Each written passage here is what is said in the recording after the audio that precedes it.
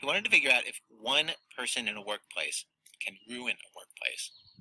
Not just disrupt the way that people get along and fill coworkers with weird feelings and uncomfortable moments that they think about for hours afterwards, but could one person actually lower productivity? Does one bad apple spoil the whole bunch? Invariably, the groups that had this actor Nick just behaving in these ways would perform worse. And this despite the fact that there were, in some groups, people who were very talented, very smart, very likable. In fact, the actor's behavior had a profound effect.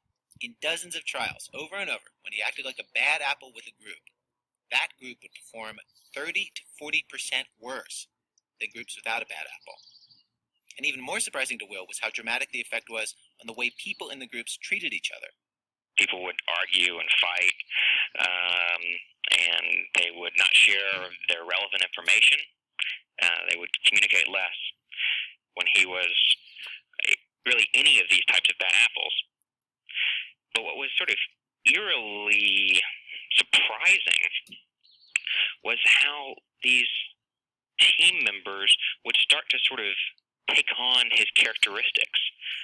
So, for example, I mean, we videotaped all of these, and you would see that people would start. Well, so when he was a jerk, they would be a jerk too, right? So they would start being a little bit insulting or abrasive or obnoxious. And what was really interesting is they wouldn't just do it sort of in response to him, but also to each other, right? So this is sort of like a spillover effect. When Nick acted like a slacker, the spillover effect would kick in, and eventually someone else in the group would declare that the task they'd been given just wasn't important.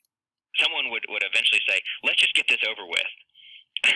Let's just fill in some responses and get out of here." And they would just mark down anything and then give up. What was maybe the most interesting and surprising was with the depressive pessimist. I just remember watching this video where you start out, all the members are sitting up straight, energized, very excited to take on this potentially interesting and challenging task. And then by the end, they are like him, all with their heads on the desk.